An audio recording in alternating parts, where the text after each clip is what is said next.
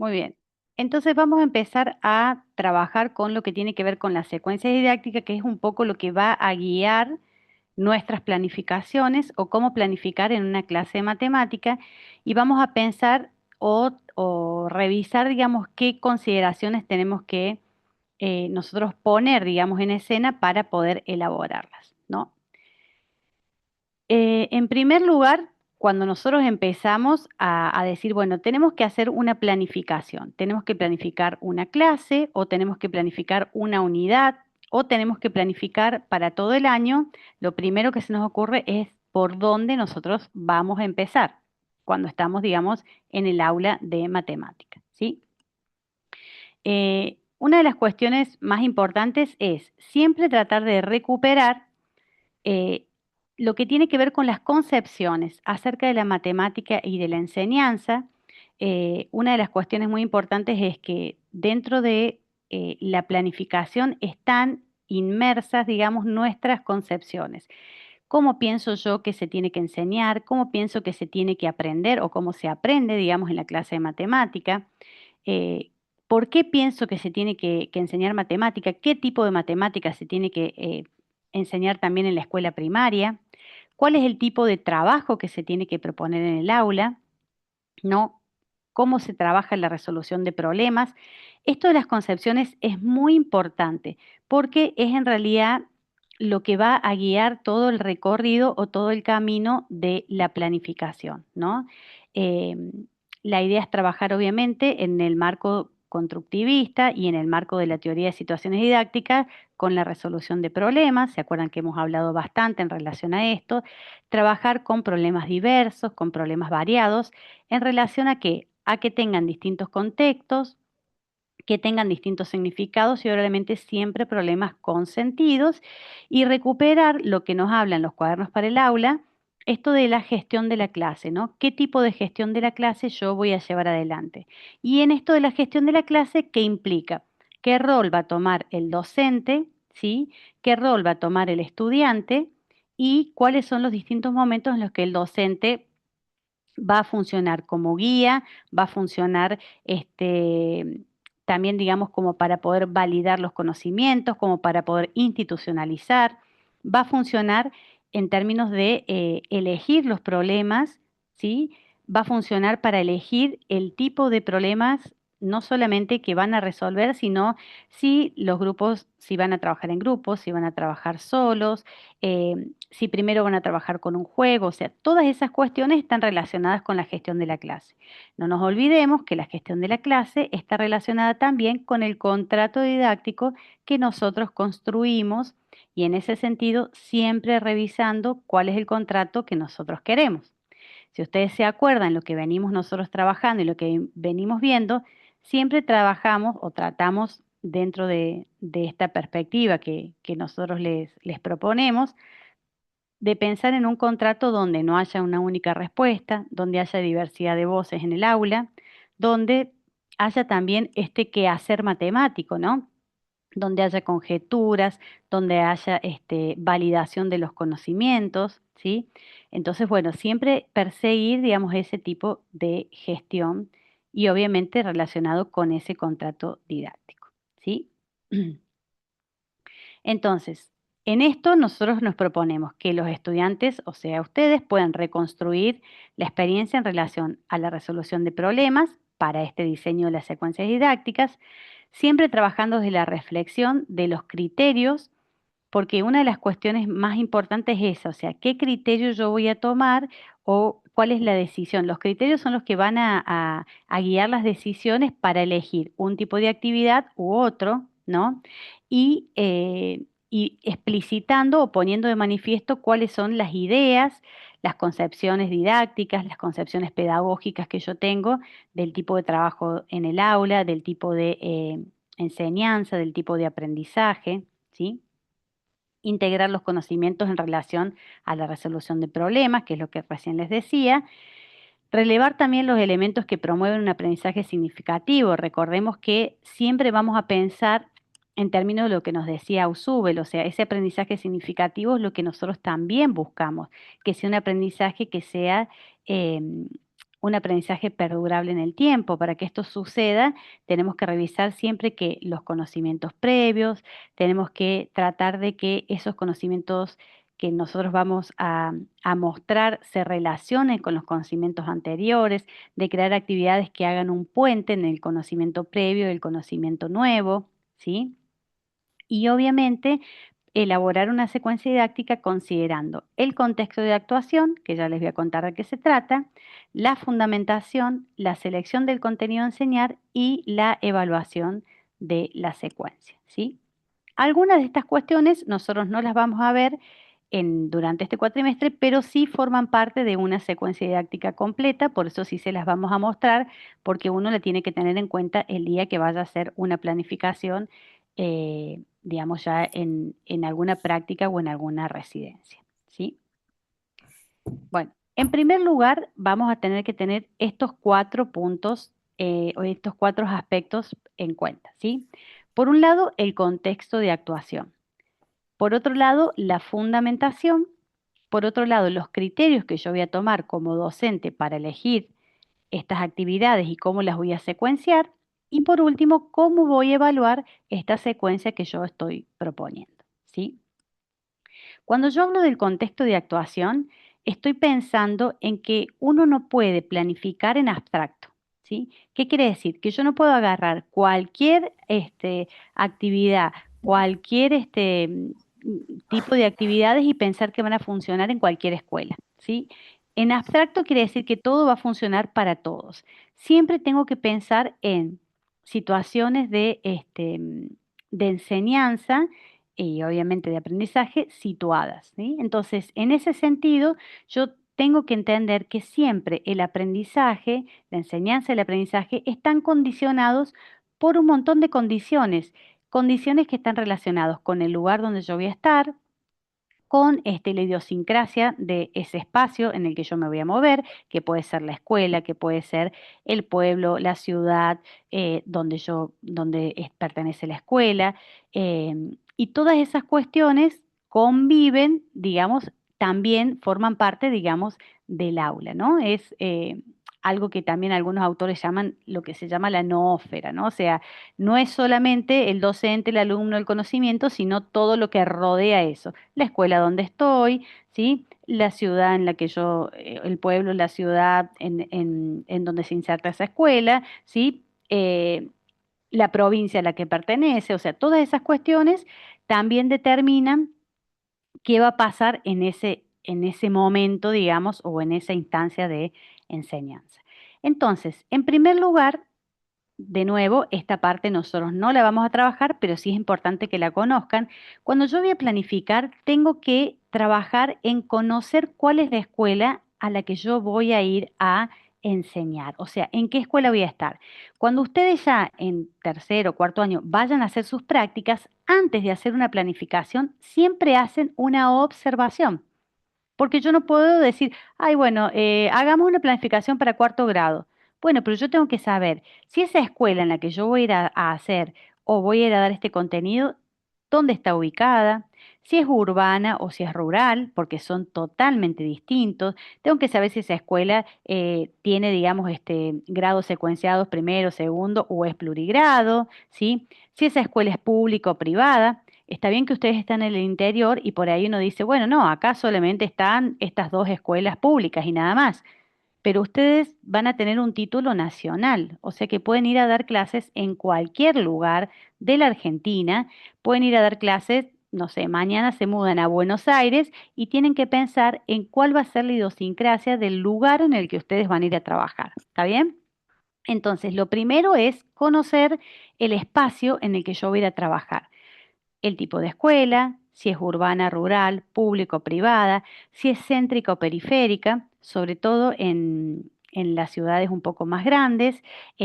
Por ahí las escuelas céntricas tienen algunas características en términos de quiénes son los estudiantes que acceden, cuál es el nivel socioeconómico de los estudiantes que acceden, ¿sí? A ese tipo de escuelas, diferente a lo mejor de las escuelas periféricas. Nosotros tenemos acá, por ejemplo, en Villa Mercedes, escuelas en las que en las escuelas se les da el almuerzo, se les da el desayuno, ¿sí? Entonces digo, ese tipo de escuela es totalmente diferente a una escuela privada, ¿no? En la que los estudiantes que acceden tienen otro nivel socioeconómico, ¿no? Por ejemplo. ¿Cuáles son los aspectos edilicios de la escuela? Si es una escuela que, no sé, está saturada y a lo mejor las aulas son pequeñas y tengo muchos estudiantes, o al revés, tengo pocos estudiantes y las aulas son grandes, tengo mucho espacio para poder trabajar, ¿sí? O sea, todas estas cuestiones influyen en el momento en el que yo voy a trabajar. También conocer el grado. Si en ese grado donde yo estoy hay repitencia sobre edad, si hay estudiantes que tienen adaptaciones curriculares, si hay estudiantes que tienen acompañantes terapéuticos, todas esas cuestiones son cosas que yo tengo que mirar. Por eso ustedes se van a dar cuenta que antes de que ustedes vayan a hacer una planificación, siempre la universidad los va a llevar primero a observar la clase, a observar los estudiantes, a observar cómo se comportan, ¿sí? Incluso cuando uno está, digamos, haciendo el profesorado, primero va y ve, digamos, si hay grupos, bueno, hay toda una observación del aula que uno no la puede pasar por alto, ¿no? Por eso digo, uno no planifica en abstracto. No es que yo traigo algo, y esto funcionó allá y acá va a funcionar, para nada. Porque aunque sean los mismos contenidos, es totalmente distinto lo que sucede en un aula de Unión que lo que sucede en un aula de otro lugar, ¿sí? Por decir un ejemplo. Pero siempre eso uno lo tiene que poner en cuenta, ¿sí? Después, las características del lugar, del barrio, la localidad, de los docentes, de los estudiantes. Eh, Voy a poner, no sé, los mismos ejemplos. Los docentes son de ahí, los docentes, qué sé yo, hay docentes itinerantes, qué sé yo. Hay un montón de cuestiones que están relacionadas. Si es una escuela rural, cada cuánto viene el maestro o la maestra, o hay escuelas que son rurales y los docentes se quedan, digamos, durante toda la semana, o ustedes mismos van a ser docentes que están durante toda la semana, digamos, en ese lugar, tipo internado. Todas esas cosas configuran un espacio diferente si eso sucede que si no sucediera, ¿sí? Entonces uno tiene que siempre primero pensar cuáles son las situaciones que condicionan o determinan estas decisiones didácticas, ¿sí? Por otro lado, acá nosotros, esto después yo se los dejo, siempre tenemos como algo un poco ahí de esto de información general sobre la escuela, cuáles son los niveles, qué antigüedad tiene la escuela. No es lo mismo una escuela que tiene muchos años de antigüedad, una escuela que es más nueva, cuántos turnos tenemos, si hay modalidad, orientación, ¿sí? En algunos casos hay escuelas que son solo primarias, hay otros casos en que en la escuela tiene, digamos, los tres niveles, inicial, primario, secundario, ¿sí? ¿Cuáles son las normativas que regulan, digamos, la escuela?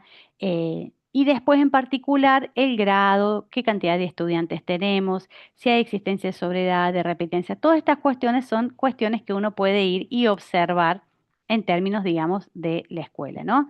Después, en términos de los recursos edilicios, hay cuestiones que también nos pueden dar cuenta, porque todo esto hace también a cómo, digamos, los estudiantes se relacionan con la escuela y cómo se relacionan, digamos, bueno, un poco en términos de, de las cosas que me son posibles y que no son posibles hacer, ¿no?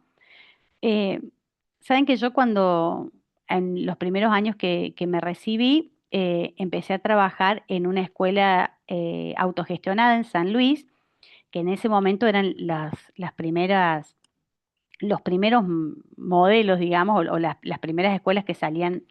Una escuela autogestionada en ese momento eran escuelas públicas, pero que la gestión era privada. O sea que los directivos tenían como una comisión de personas que dirigían la escuela como consideraban, ¿no? Eh, entonces me acuerdo que, por ejemplo, el sueldo, no nos pagaban el sueldo completo, tenías un 50% de sueldo fijo y el otro 50% del sueldo era con ítems como compromiso con la institución, me acuerdo patente de ese ítem. Entonces, por ejemplo, nos ponían jornadas de reflexión los sábados. Si vos no ibas, no te pagaban el ítem compromiso con la institución porque no estabas comprometida con la institución. Proyectos interdisciplinarios. Si no lo hacías, todo dependía del sueldo, ¿no? Entonces, obviamente, la gente trabajaba bastante a presión en términos de ese sueldo. Entonces, muchas de las cosas que hacían los docentes ahí estaba más relacionada con poder ganarse el sueldo, digamos, que, que por ahí con algunas cuestiones. Después entré yo, trabajé un montón en eso, entonces estaba acostumbrada a trabajar en un montón de proyectos y demás. Después entré a la escuela pública. Cuando yo entro a la escuela pública, donde no estaban acostumbrados a hacer nada de esto, me acuerdo que mis compañeros era como que, bueno, no, para, acá las cosas se manejan distinto. Era totalmente diferente el trabajo en una escuela en otra. Con el tiempo ganó un cargo en una escuela en Bisley, un pueblo que está como a 70 kilómetros de la ciudad de San Luis, donde no llegaba el colectivo, muy pequeño el lugar, un pueblo que en su tiempo tenía bastante vida porque pasaba el tren, después dejó de pasar el tren y la verdad es que quedó bastante pequeño. Y saben que, digo, es tan importante pensar esto de la idiosincrasia. Ese lugar, la verdad es que la escuela le daba vida al pueblo. Yo me acuerdo que una de las cosas que a mí más me llamó la atención cuando yo llegué fue que la puerta de la dirección siempre estaba abierta. Y a mí eso, viniendo de la ciudad, o sea, venía de la capital, era algo que me llamaba poderosamente la atención, porque yo en todas las otras escuelas, la directora o el director donde yo estaba siempre ocupado y siempre la puerta de la dirección estaba cerrada. Tú tenías que, no sé, o sea, golpear, pedir por lo menos una audiencia para que el director o la directora te atendiera. Y en esta escuela, la directora siempre tenía la puerta abierta, la directora siempre formaba parte del aula, entonces cuando vos estabas dando clase, la directora entraba al aula y no se veía como una amenaza.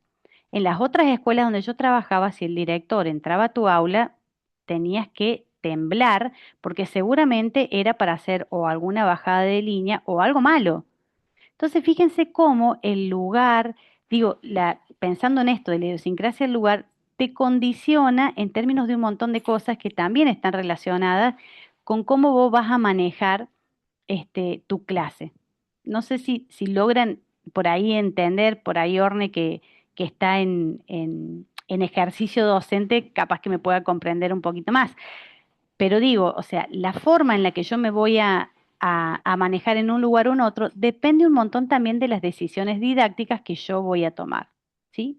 Entonces, otro ejemplo patente que me acuerdo en esta escuela, que aparte creo que fue el lugar que más me dolió renunciar, después me mudé y ya me quedaba muy lejos la escuela, digamos, eh, pero me acuerdo que, por ejemplo, tenía biblioteca y la biblioteca siempre estaba abierta y los chicos en los recreos iban a la biblioteca. Entonces era un lugar habitable, era un lugar donde todo el mundo iba y compartía y los recreos, o sea, la biblioteca era parte del recreo, ¿no?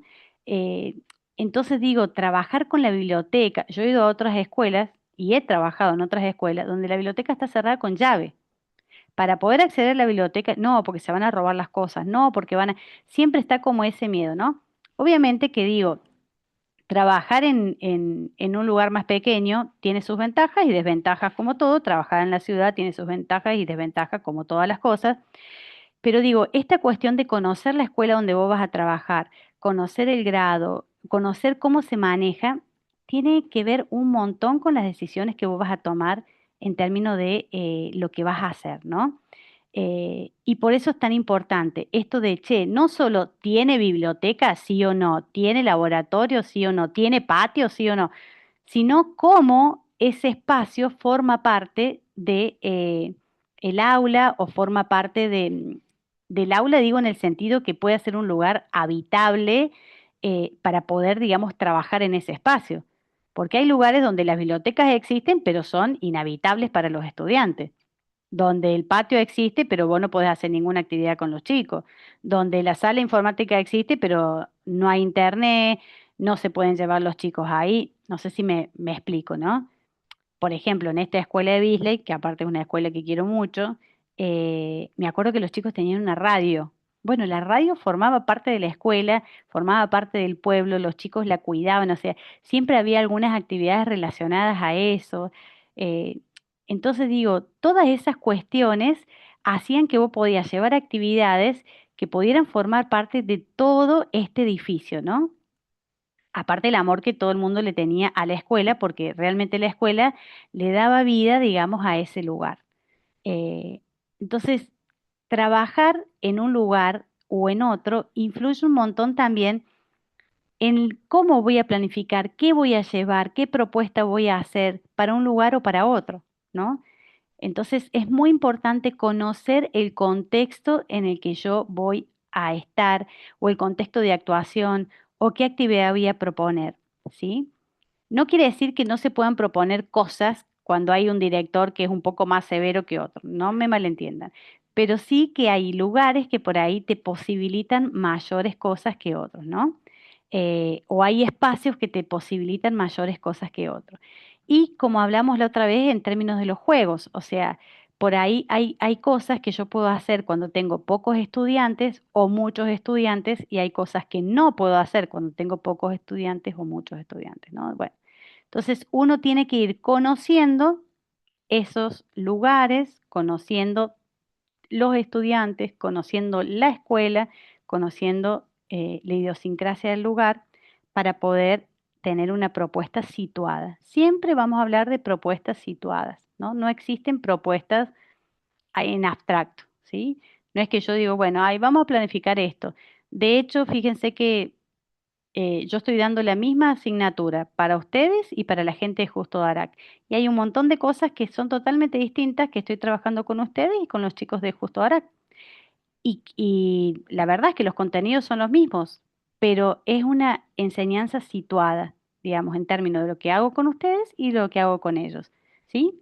Por la cantidad de estudiantes, por las veces que nos vemos con ustedes y a lo mejor con ellos en otro momento, por las aulas, por un montón de cuestiones.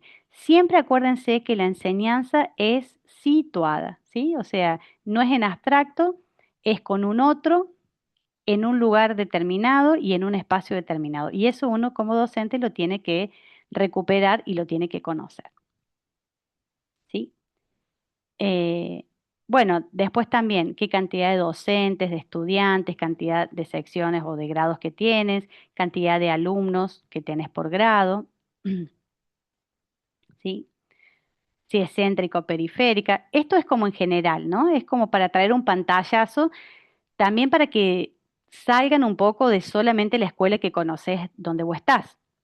¿Sí? De nuevo, acuérdense que ustedes van a ser profesores de educación primaria a nivel nacional y pueden ir a trabajar a cualquier lugar, ¿sí? No solamente van a trabajar en Unión, en Batavia, pueden ir a trabajar a cualquier lugar del país y pueden encontrarse con otras cosas, ¿no? Si tienen acceso a los servicios públicos, transporte público, capaz que vamos a decir, bueno, che, acá no hay colectivo, ni, bueno, no importa, ¿sí? Tienen que tener una visión general y global de este tipo de cosas, ¿sí? De dónde vienen los estudiantes, si es jornada completa, si es media jornada o algunos datos relevantes. Esto sería como en líneas generales para pensar un poco en términos de la escuela, ¿sí?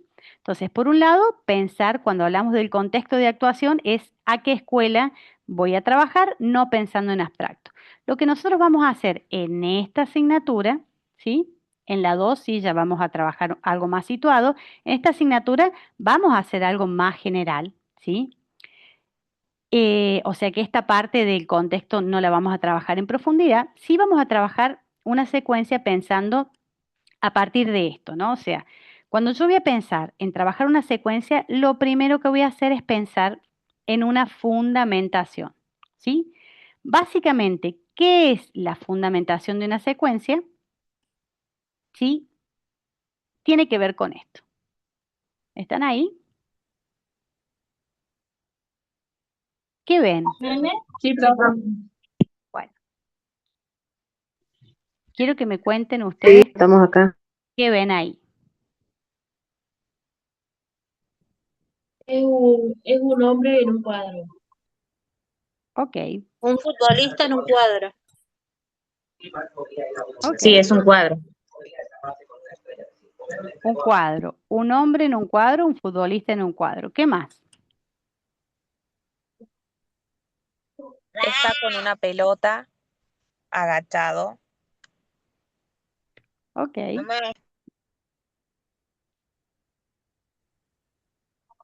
¿qué más? Y esos puntitos que tiene sobre los hombros, ¿qué sería? ¿Qué ves vos? Atributos. Para mí como que es el público. Ajá, puede ser el público.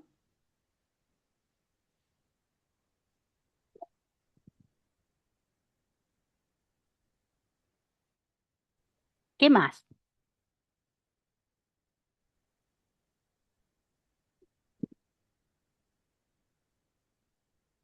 Puede ser que sea un cuadro hecho con figuras geométricas. Puede ser.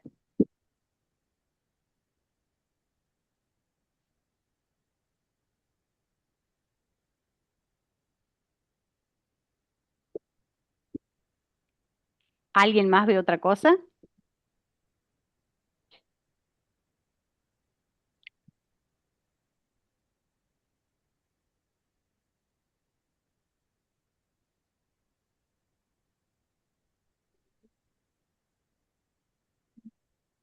¿Saben qué es lo que podemos hacer?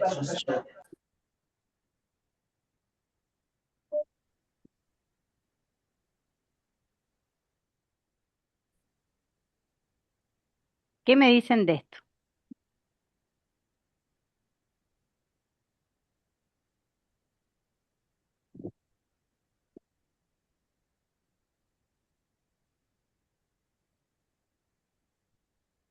Prendan la cámara, por lo menos para que me sonrían y digan, ay, profe, no parecía eso, no sé.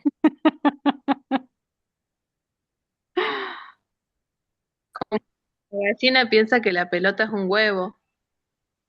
Exactamente. ¿Por qué? Porque siempre, acuérdense que nosotros vamos a ver desde nuestras concepciones. Nosotros no podemos ver como un huevo, ¿por qué? Porque no somos gallinas. Bueno, algunos sí, pero lo vamos a dejar para otra conversación a eso. Siempre nosotros vamos a ver desde nuestras concepciones. Siempre vamos a revisar o planificar desde lo que nosotros creemos, desde lo que nosotros... Y eso, ¿se acuerdan la primera clase cuando veíamos si era la mujer o la anciana? ¿Se acuerdan de esas imágenes? Bueno, están relacionadas exactamente con estos, ¿no? Uno es cómo juzga el mundo. Uno juzga el mundo de las cosas que uno cree, ¿sí? Voy a poner un Digamos, con el ejemplo. pensamiento de cada uno. Exactamente. Voy a poner un ejemplo. Si nosotros vemos a un hombre que tiene 30 años, ¿sí? Y está con una niña de 12, ¿qué vamos a decir? Es un pedófilo. ¿Estamos de acuerdo con eso? ¿Sí? ¿Estamos de acuerdo con eso? O sea, de hecho, incluso hasta es un delito penal. Ahora, Sí. en otras culturas, eso está avalado por las familias. Entonces voy a decir, culturalmente, ¿estamos locos? Por favor, un tipo de 30 con una nena de 12 años. En otras culturas, eso es parte de su vida. ¿Que nos parece una locura a nosotros? Sí. Entonces siempre digo, nosotros vamos a ver en términos de que, de lo que nosotros creemos. ¿Sí? O sea, en otros lugares, no sé, ser homosexual es ser condenado a muerte. En otros países, o sea, si uno dice, bueno, no sé, a mí me gusta un hombre, a mí me gusta una mujer, o una persona del mismo sexo, es condenado a muerte. En nuestro país está el matrimonio igualitario. No sé si me explico lo que voy. O sea, hay lugares donde las creencias dirigen, digamos, como el camino. ¿Qué quiero decirles con eso? Que siempre nosotros vamos a trabajar desde el lugar en el que nosotros creemos, ¿no? Y esto de las concepciones, ¿por qué puse este ejemplo?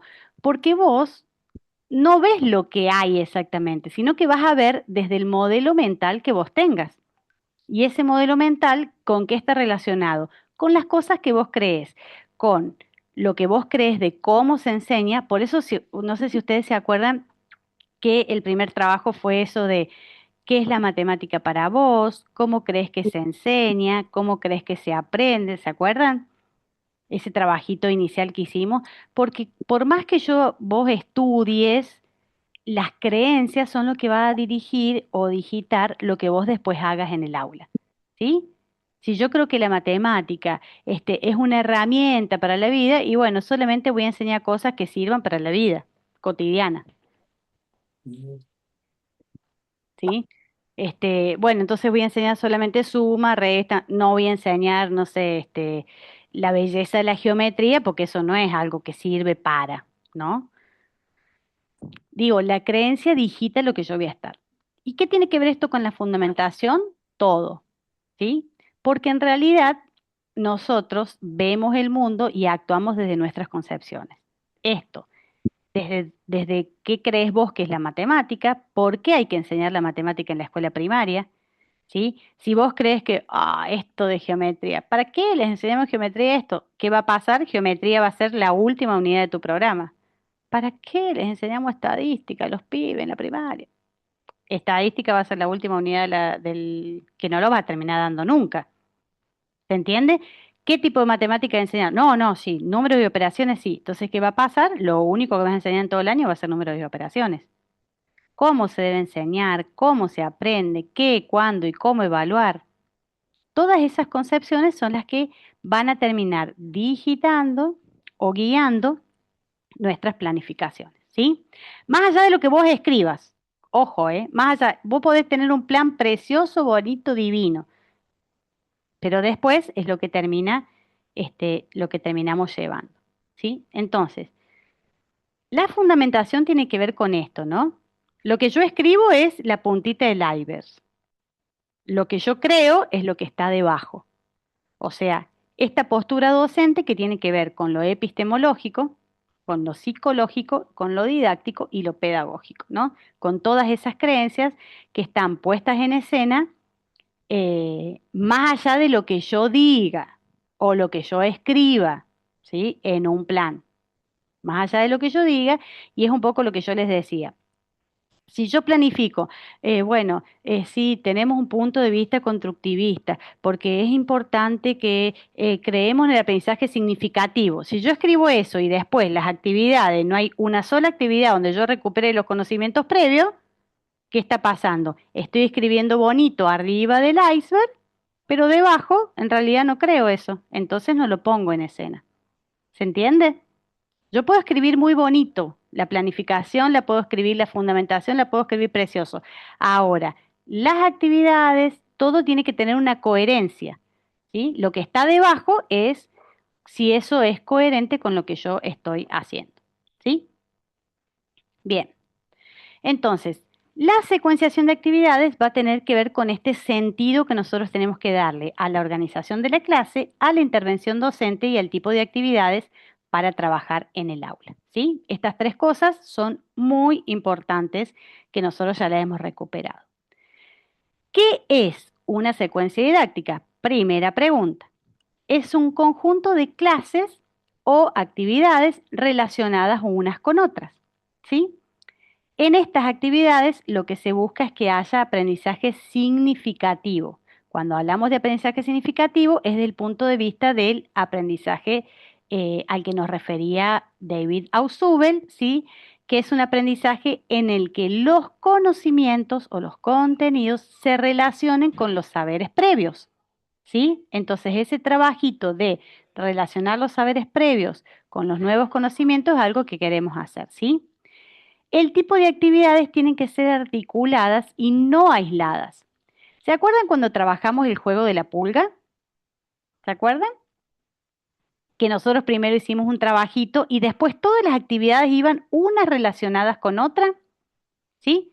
No es que de repente yo trabajé eso y después vinieron actividades así colgadas o peladas. Esa es una secuencia, ¿sí? Yo primero hice un juego, después trabajé el después de juego, siempre refiriéndome a lo mismo, después trabajé otras, pero siempre con actividades que iban en articulación unas con otras, no colgadas así como que no tenían nada que ver, ¿no? Y siempre trabajando con qué? Con distintos contextos, primero en un contexto de juego, después en un contexto simulado, ¿sí? Después en un contexto ya matemático o intramatemático, con distintas representaciones, con distintos significados, ¿sí? ¿Qué se quiere hacer y cómo hacerlo? O sea, yo después como docente tengo que pensar en esto. Bueno, ya tengo la fundamentación. Voy a enseñar múltiplos y divisores, ¿sí? Bueno, ¿qué fundamentación voy a hacer? Desde qué es la matemática, cómo enseñar este concepto. Lo primero que tengo que hacer es definir y delimitar el contenido, ¿sí? El contenido y el tema a desarrollar. Para eso, yo no es que me levanto un día y me inspiro, digo, a ver qué puedo enseñar, números y operación en cuarto. Ay, ¿qué tema puedo dar? Ya hay una revisión, perdón, de qué temas se van a dar en tal grado. ¿Quién hace esa revisión? Primero, a nivel nación, los núcleos de aprendizaje prioritario. O sea, ya hay un acuerdo a nivel nación de qué vamos a dar en primer grado, en segundo grado, en tercer grado, en cuarto grado. Obviamente que es como un paraguas grande, ¿sí? Después, ¿qué pasa? Cada provincia hace una revisión de su región.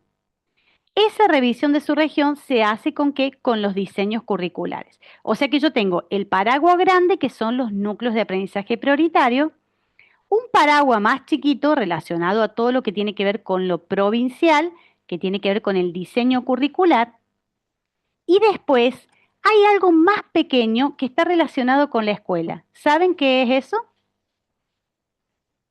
¿Qué es lo que delimita el proyecto de cada escuela? ¿Alguien sabe cómo se llama eso?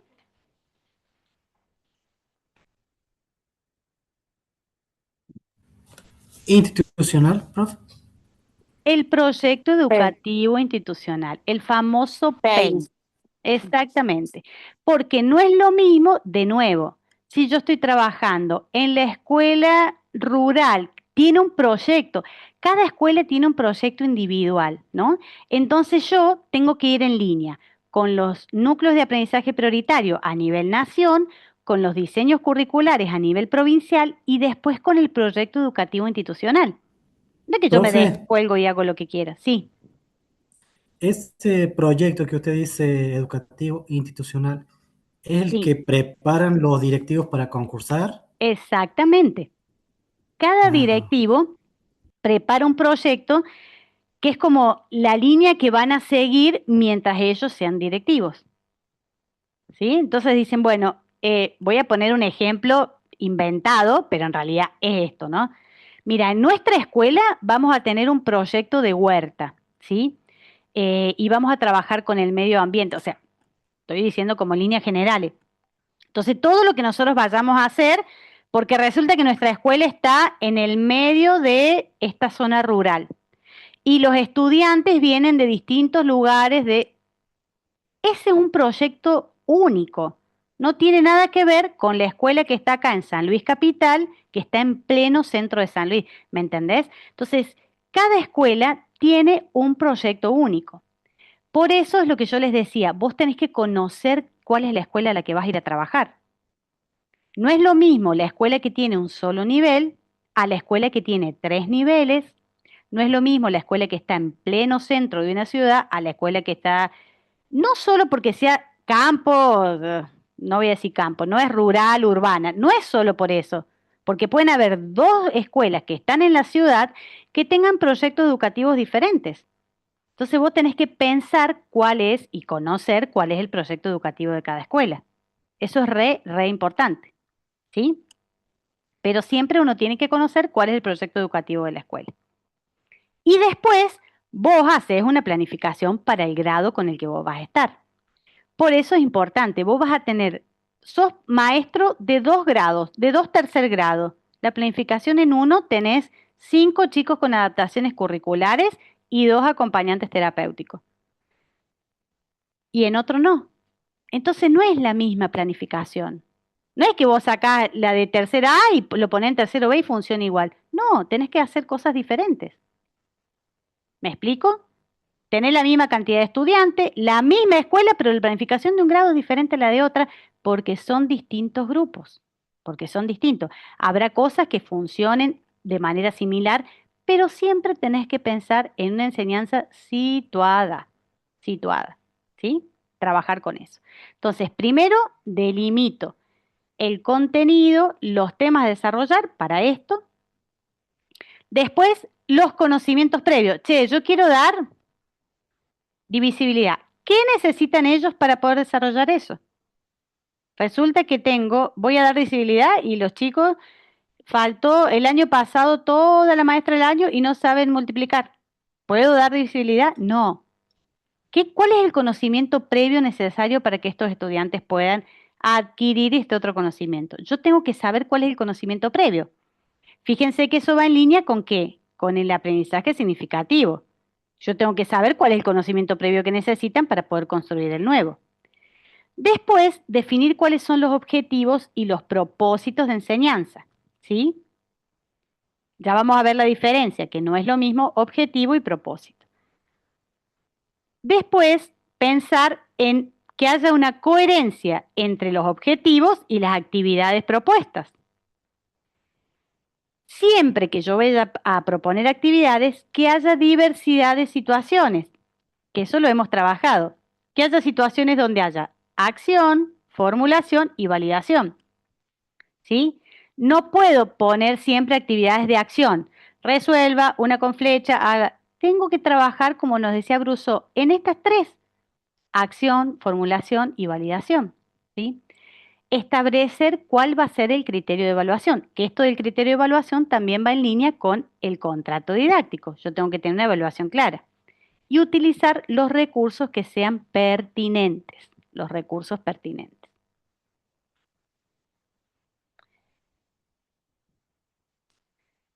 ¿Qué quiere decir esto de las clases relacionadas unas con otras? ¿Sí? Que cada actividad de la secuencia se va a apoyar en una o en algún saber elaborado en la actividad anterior. Y a la vez va a plantear alguna pequeña diferencia, ¿sí?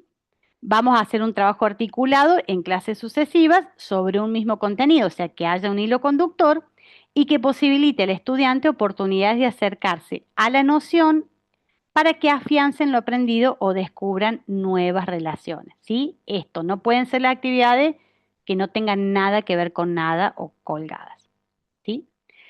Acuérdense, dentro de las características del trabajo matemático que nosotros queremos proponer, siempre volvemos sobre lo mismo que hemos venido trabajando desde el punto de vista didáctico, ¿no?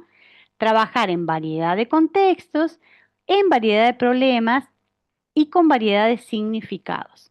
Entonces, ¿cómo voy a elegir los problemas? Acuérdense que los problemas no necesariamente son, Juancito pueden ser problemas intramatemáticos, extramatemáticos, un juego también puede ser un problema. O sea, cuando hablamos de los problemas es que los chicos y las chicas resuelvan algo. ¿Estamos de acuerdo? O sea, no es un texto, ¿sí? Tenemos que quitarnos esa idea de que la situación problemática era el texto con cuentitas. Eso no, sino problemas desde el punto de vista de la teoría de Brousseau, que es el medio para que el estudiante aprenda algo. ¿Estamos de acuerdo? Entonces, ¿cómo voy a elegir los problemas? Primero, trabajar con distintos contextos, que esto ya lo vemos, todas las clases siempre se los nombramos, pero lo volvemos a recuperar. Acuérdense que los contextos eran tres. Intramatemático, cuando era un problema al interior de la matemática, revisando las propiedades de las operaciones o de algo en particular. Extramatemático, cuando está relacionado a la vida cotidiana, ¿sí? O a un contexto diario de los estudiantes, y el contexto de los juegos. ¿Se acuerdan? Esos tres tipos de contexto. Lo más importante de todo es que sean problemas con sentido, ¿sí? Que es un poco lo que yo les decía, y esto sí lo vimos la primera clase. ¿Se acuerdan? Si yo voy a proponer una suma, o sea, que tenga sentido, no problemas como estos. O sea, ¿cuál es el sentido de proponer un problema así? Si yo voy a proponer un problema donde tenga que hacer cuentas, que las cuentas tengan sentido. Si voy a proponer un problema con suma y voy a hablar de, no sé, el precio de los chupetines, no puede ser que los chupetines cuesten 1,50 peso, 2,30 pesos. ¿Por qué eso? Por más que sea un problema extra matemático es una estupidez, porque en la vida real un chupetín no cuesta 1,50 pesos. ¿Y qué van a decir los chicos? No cuesta 1,50 pesos. ¿Qué compras con 1,50 pesos? No existe 1,50 pesos en nuestra cotidianeidad. ¿Están de acuerdo con eso? Si vos querés trabajar con 1,50 pesos, tenés que recuperar desde otro lugar. ¿Querés trabajar 1,50, 2,50? No sé, trabajá con euros, trabajá con, ahora viene el mundial. Juancito está pensando, se fue al mundial, no sé, qué sé yo. Vale $1.50, $3.50, no sé, trabajá con otra cosa, pero no 1,50 pesos, ¿sí? El McDonald's, ¿vieron? Hay una cosa con, ¿sí? Si vos vas a trabajar con semejantes números, no podés trabajar con esto. Yo creo que ya se los mostré a ustedes también. Me parece que sí lo vimos ¿no? Juan tenía 797 medialunas y comió 590. Si querés hacer una resta con estos números, no podés escribir eso. Este chico es un genio. Este chico es una genialidad esta respuesta. ¿Lo han visto o no? Dice, ¿cuántas medialunas le quedaron por comer? Le quedaron por comer 199 medialunas, pero la mamá no le dejó comer más porque se iba a empachar. No, lo amo, o la amo, no Sí, sé sí, si lo vimos en la clase. No, es una genialidad. Si vos querés hacer Comparto números, 100%, profe. ¿eh? Claro. Comparto 100%. Aparte los chicos, los más chiquitos sobre todo, no tienen drama en decir, entonces te lo dicen.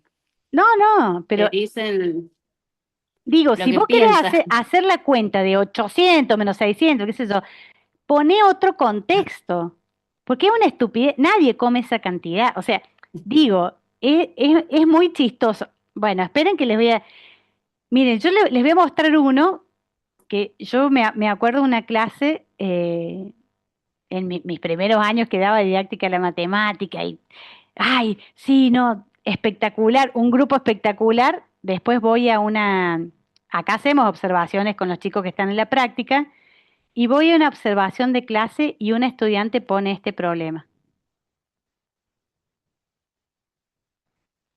Yo les digo algo, salí de esa clase y le digo a mi compañera, no, me siento frustrada, siento que no aprendieron nada, siento que no aprendieron nada. ¿En qué mundo le importa? ¿Qué tiene que ver la tortuga con los números? Encima, después yo le pregunto a esta estudiante, le digo, escúchame una cosa, ¿qué tiene que ver la tortuga con el número? Porque puede ser, no sé, era una estupidez este problema. ¿Y saben qué me dijo esta estudiante? Profe, lo saqué de un libro, pero es que los libros también tienen errores. La cuestión es que vos le pongas un sentido. Porque vos podés poner, no sé, qué sé yo, kilómetros que recorrieron para ir a ver el mundial, cantidad de figuritas que tiene Juan. Estoy pensando, no sé ustedes si tienen chicos cerca, están como locos con el mundial, con la cantidad de figuritas. Bueno, pone ejemplo de eso. Juancito tiene tantas figuritas, tiene que cambiar tantas. ¿Vos querés hacer una cuentita con eso? Hace una cuentita con la cantidad de figuritas. Digo, hagamos problemas situados, hagamos problemas reales. Cuando yo vi lo de las figuritas, este es un problema real de una estudiante que saqué de residencia. No, la quería matar a la estudiante. Le digo, escúchame una cosa, ¿de dónde sacaste eso? No, es de un libro. Y después lo vimos el libro. En los libros también van a aparecer cosas que son estupideces. Ustedes tienen que tener el criterio de decir, este problema no tiene sentido, ¿sí? ¿Para qué nos interesa ordenar los números de televisor de mayor a menor? Podemos poner cantidad de espectadores, no sé, o sea, hay que nosotros también podemos ayornar estos problemas o acomodarlos para que tengan un sentido. ¿Me entienden? O sea, qué sé yo, cantidad de espectadores de un partido de fútbol, de asistentes, no sé. Más les vale que el día que vayan a la práctica no pongan cosas de este tipo, se los pido por favor. Piensen siempre en problemas que tengan sentido. Si querés ordenar números, la pregunta es, ¿para qué te sirve ordenar un número? ¿Sí? O sea, vayamos a preguntas que nos sirvan. ¿Para qué te sirve ordenar un número? ¿Sí? ¿O para qué te sirve ordenar una tortuga? ¿Para qué te sirve ordenar los números que hay en la televisor? ¿Para qué te sirve? ¿Para qué? Esto es de un pizarrón, ¿eh? Entonces digo, pensemos siempre en problemas que tengan sentido, porque si no, se pierde la esencia de que sea un problema real. se pierde la esencia de que sea un problema real. Lo mismo que yo les decía la otra vez, vos vas a hacer un problema de cuenta. Eh, Me acuerdo una vez también revisando una planificación y era para trabajar con decimales. Juan compró una zapatilla, precio de hoy era, ¿no? Juan compró una zapatilla a 250,37 pesos. Le digo, pero es una estupidez. O decime cuál es la dirección, quiero ir a comprar yo. Los chicos conocen, aunque no tengan ellos el dinero, ellos conocen el valor del dinero. 250 pesos se te ríen en la cara, porque saben que eso no te alcanza para nada, ¿sí? Entonces, digo, hay que poner problemas que tengan sentido, ¿sí? Y el sentido está relacionado con eso, ¿no? O sea, con cosas reales. Vas a hacer una cuenta, bueno, fíjate, vas a hacer de cuánto cuesta un pasaje, fíjate cuánto sale un pasaje, fíjate cuánto cuesta tal cosa. Por lo menos un aproximado, pero que sea bastante más cercano a la realidad eh, y no, digamos, un número que sea una estupidez o cosas que no tengan sentido. Esto y la jirafita es lo mismo, ¿sí? Bueno, si voy a trabajar con un juego, ¿qué es lo que tengo que recordar? ¿O qué es lo que tengo que recuperar siempre cuando yo trabaje con un juego?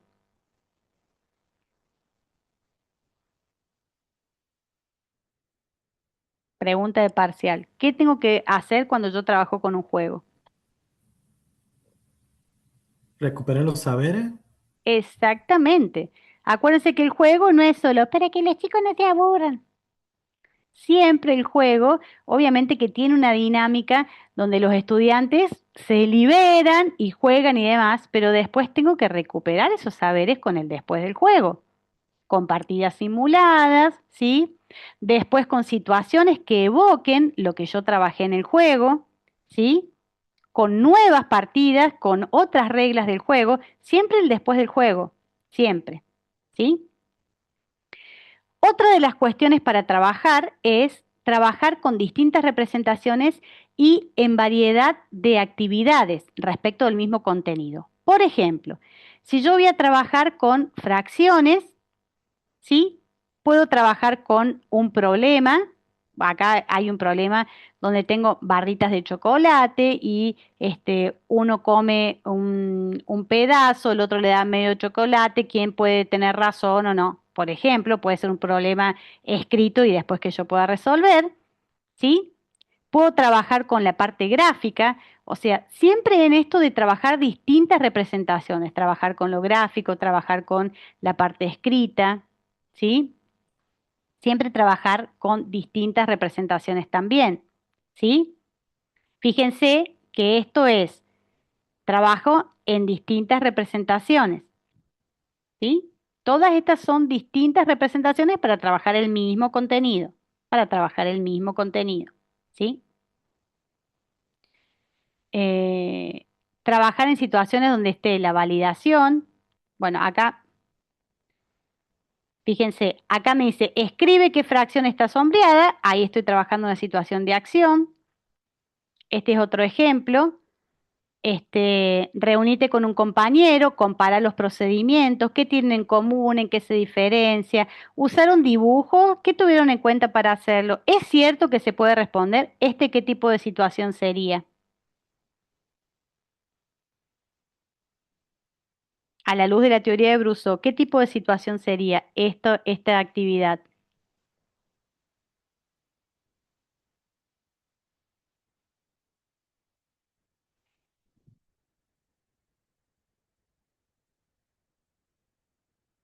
Hola.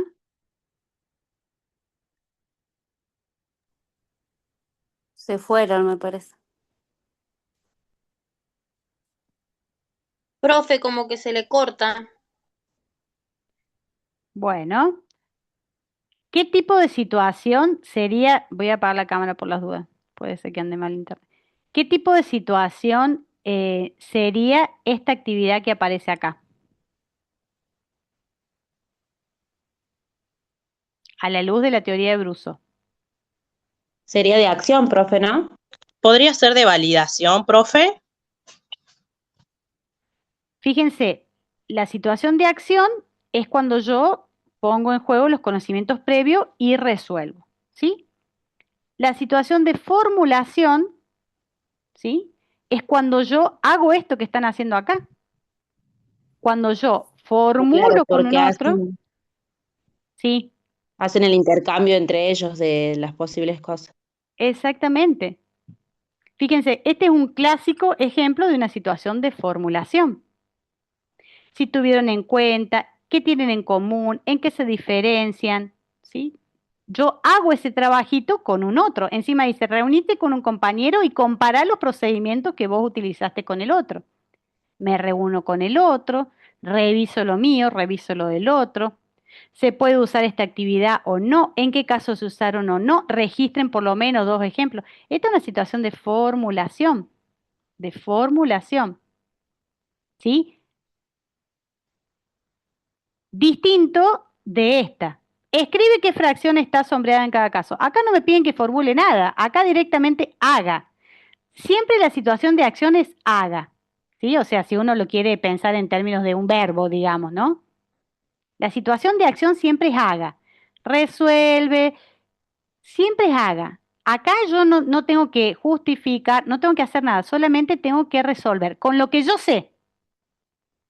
¿Se entiende la diferencia? Yo sé que por ahí no es lo que más están acostumbrados a hacer, revisar este tipo de cosas, pero esto es lo que vamos a hacer, vamos a analizar las situaciones. Esta que tengo acá es una situación de acción.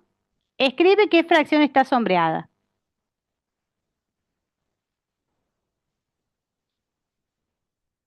Opción 2, reunite con un compañero, compara los procedimientos.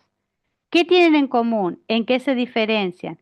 ¿Usar un dibujo? ¿Qué tuvieron en cuenta para hacer? Todo esto es una situación de formulación, porque yo estoy comparando con el otro, estoy revisando, estoy viendo. ¿Se entiende la diferencia entre una situación y otra?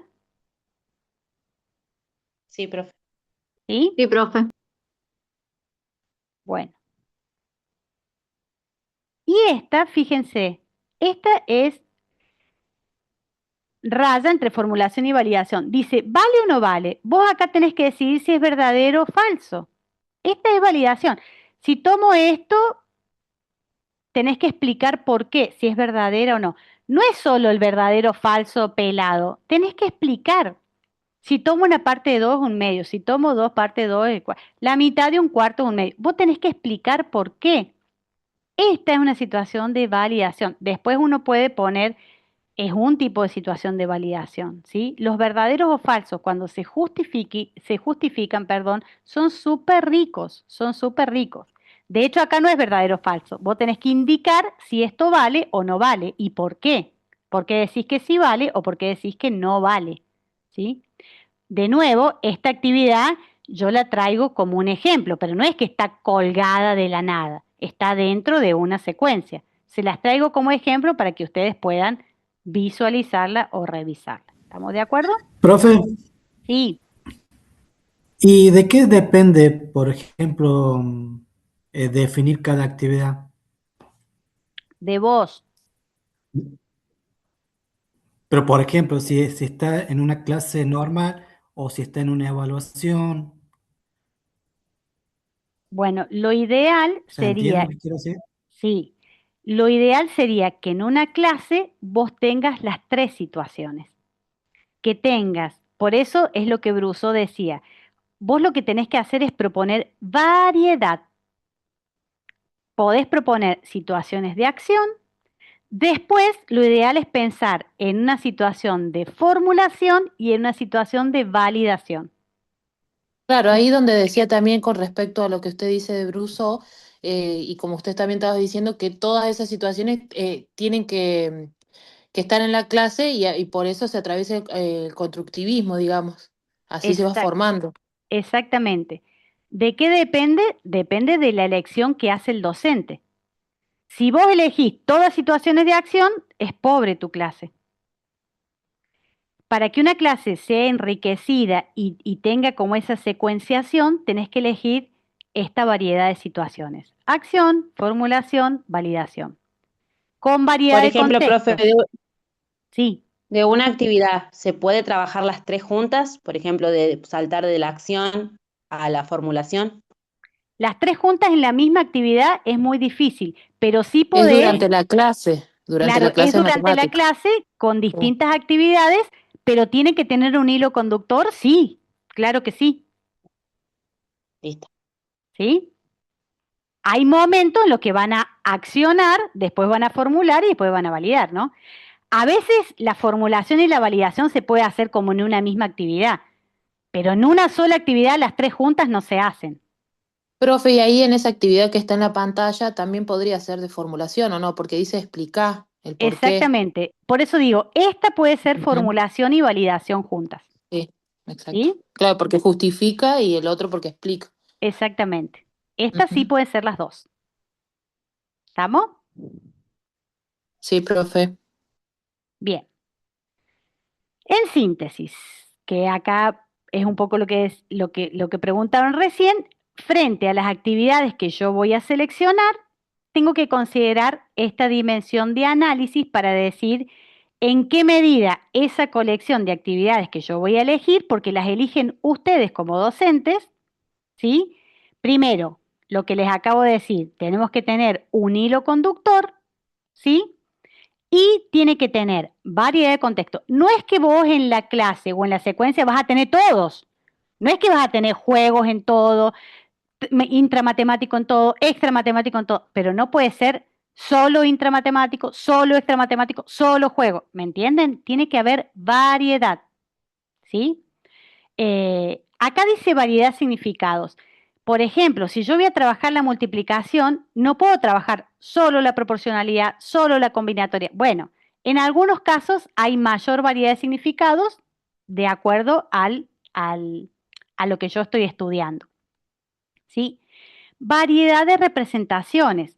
Si yo voy a trabajar, tengo que trabajar con representaciones numéricas, con representaciones gráficas, con material concreto, dentro de lo que se pueda. A veces se puede todo, a veces no.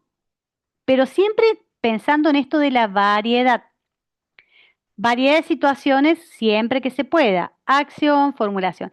¿Por qué les vuelvo a repetir esto? Porque en la escuela tradicional siempre había qué cosa. Acción, acción, acción. Resuelva, revise, sume, reste, multiplique, divide. No había un por qué, no había un explique, no había un formule, no había un vale o no vale. ¿Me entienden? Hay que recuperar estas dos, la formulación y la validación seguramente. ¿Sí? Bueno, después acá hay dos cosas donde dice uso del contenido como herramienta o como objeto matemático o como objeto de estudio, digamos, ¿no? En general, nosotros estamos usando el contenido como herramienta, ¿sí? De nuevo, eso lo vamos a ver también con profundidad en la siguiente asignatura. Esto es algo que sí vamos a trabajar nosotros en la próxima clase. Les vamos a traer una secuencia y vos vas a tener que mirar la secuencia y vas a decir, che, para resolver esto, ¿qué conocimientos previos tienen que tener los estudiantes? Que lo hemos ido haciendo, ¿sí? ¿Se acuerdan con lo que ustedes, la tareita que ustedes hicieron de cálculo mental?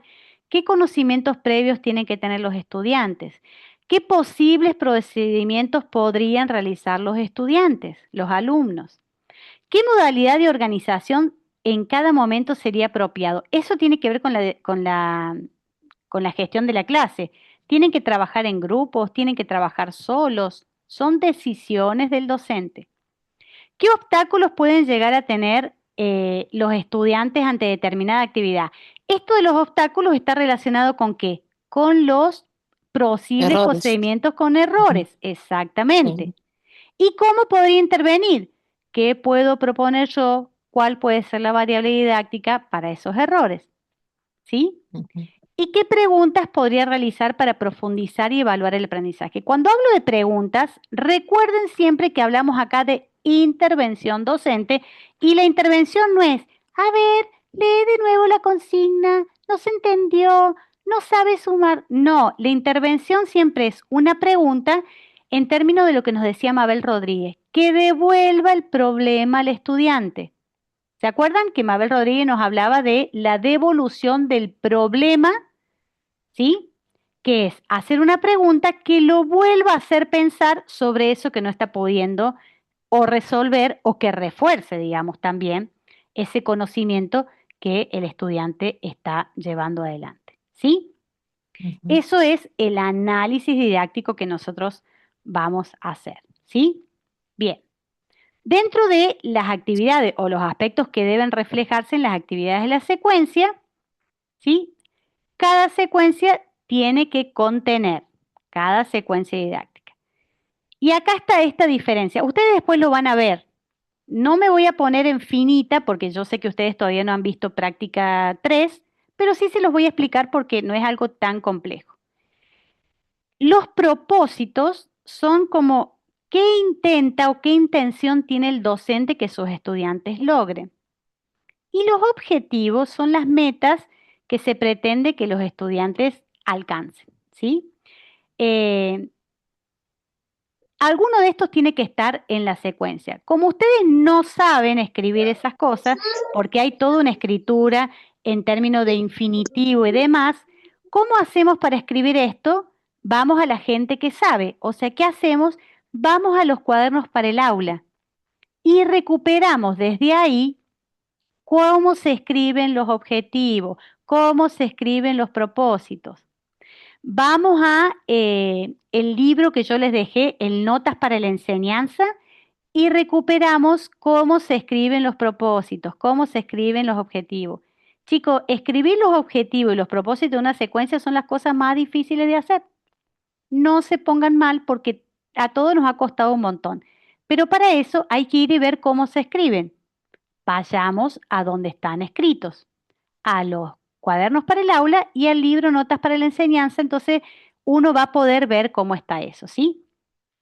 Después, ¿qué selección de los contenidos? Si a mí me dicen, bueno, múltiplos y divisores para cuarto grado, ¿qué tengo que hacer? Ir a los núcleos de aprendizaje prioritario, a los diseños curriculares y ver qué se enseña de múltiplos y divisores en cuarto grado, en esos dos. Después voy a hacer las actividades. Para eso, ¿qué tengo que decir? ¿Cuál es el eje? ¿Cuál es el contenido y cuál es el tema? O sea, tengo que hacer una selección, ¿sí? Una selección de esos, de ese tema que yo voy a trabajar. Después tengo que pensar cuál es el tiempo de clase que yo le voy a dedicar. Si la clase va a durar 40 minutos, si va a durar 80 minutos, si va a ser bueno, ¿cuánto tiempo le vas a dedicar a esa clase? ¿Sí? Esto es una planificación.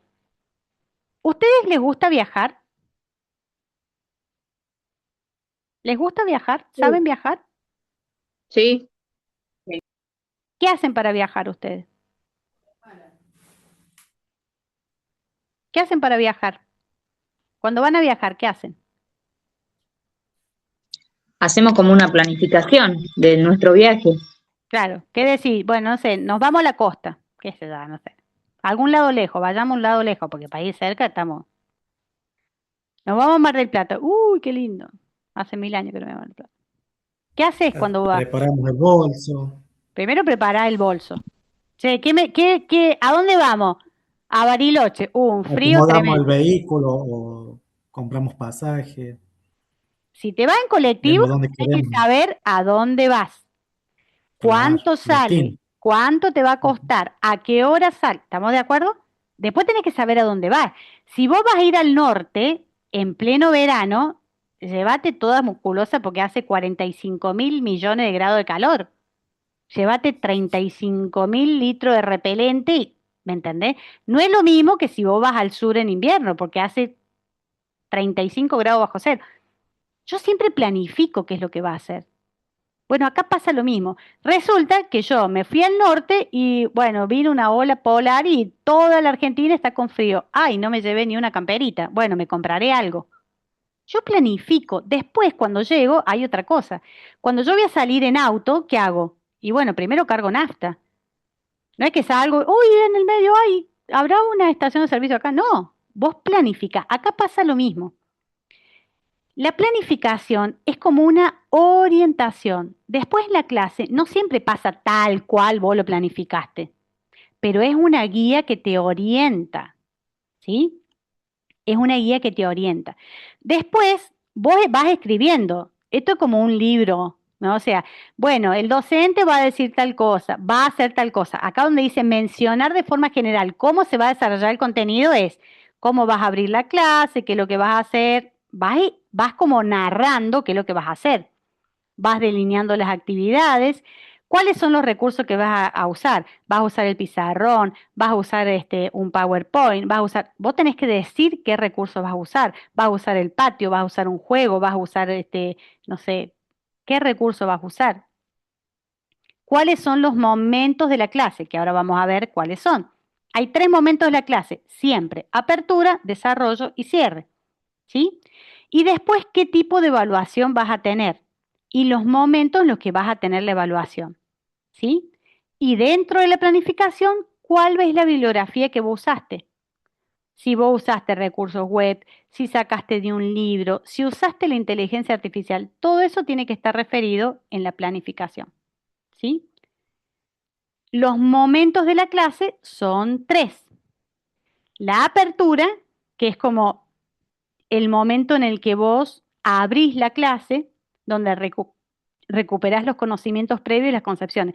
Esto puede ser un instante, puede ser una actividad, puede ser con un juego, puede ser con una pregunta, puede ser con lo que sea, pero tenés que ponerlo como un momento de la clase, ¿sí? Para la clase, ¿cuál va a ser tu momento de apertura? Puede ser con preguntas, puede ser con un ping-pong de cosas, qué sé yo, no sé. Hay 1000 formas de hacer la apertura de la clase. Tenés que delinear cómo vas a abrir la clase. Dentro del desarrollo es donde vos presentás las actividades y cómo se van a ir complejizando gradualmente. Si vos vas a hacer una evaluación continua, tenés que ir escribiendo cómo se va a desarrollar esa evaluación. Si la vas a hacer con preguntas, si la vas a tomar de lo que los chicos vayan haciendo en el cuaderno, si la vas a hacer oralmente, etc. ¿Sí? Y esto es re importante. No pueden irse los estudiantes que quedó todo ahí en el aire y no pasó nada. Siempre hay que cerrar la clase, ¿sí? Hay que trabajar en un momento para recuperar lo que trabajaste en clase.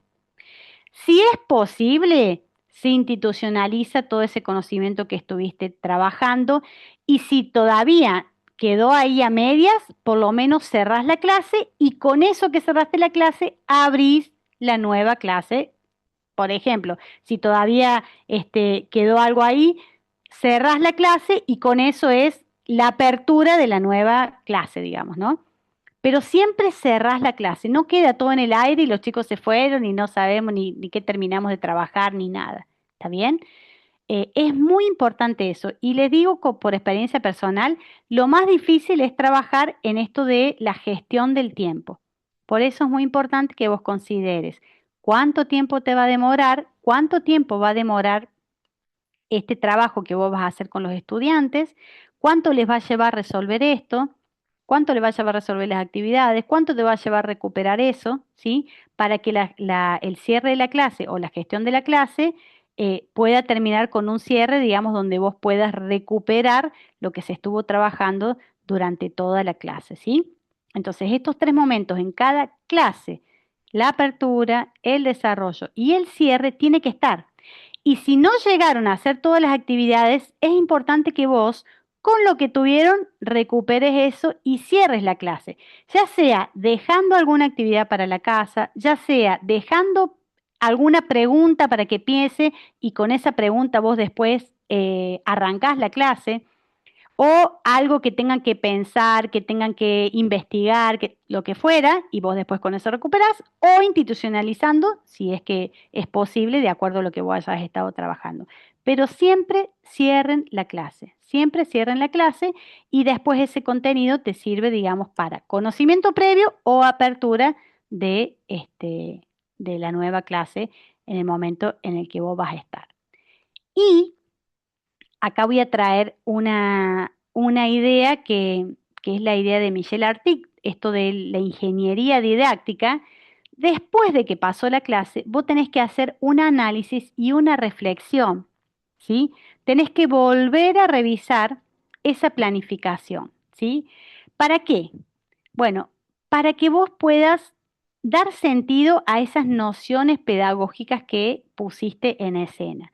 tenés que identificar los procedimientos de los estudiantes que no habías pensado, tenés que analizar cuáles fueron las intervenciones que fueron fructíferas y cuáles no, incluso podés pensar otras, ¿sí? Vincular cuáles son los conocimientos que surgieron con los que vos pretendías enseñar, o sea, tenés que volver a revisar esa planificación y hacer ese análisis de lo que pasó, digamos, en el aula, y en realidad ese análisis es el que después nos permite a nosotros seguir, digamos, creciendo en esto de nuevo, como de hacer esa ingeniería y volver a pensar en una nueva puesta en marcha en términos de un nuevo momento o de una nueva secuencia, ¿sí? Entonces, fíjense que hay varios tópicos sobre los que nosotros tenemos que trabajar en términos de trabajar en una secuencia didáctica o de pensar. Y es como que en realidad la secuencia didáctica pone en escena todo lo que nosotros hemos trabajado, que parecían como cositas separadas o que no tenían, digamos, que ver con necesariamente entre sí, bueno, ahora se ponen en escena todas juntas, ¿no? O sea, el contrato didáctico, la gestión de la clase, la teoría de Brousseau, todas esas cosas que parecían como separaditas, en realidad nos viene a reunir todo eso junto, la elaboración y el análisis didáctico de una secuencia didáctica.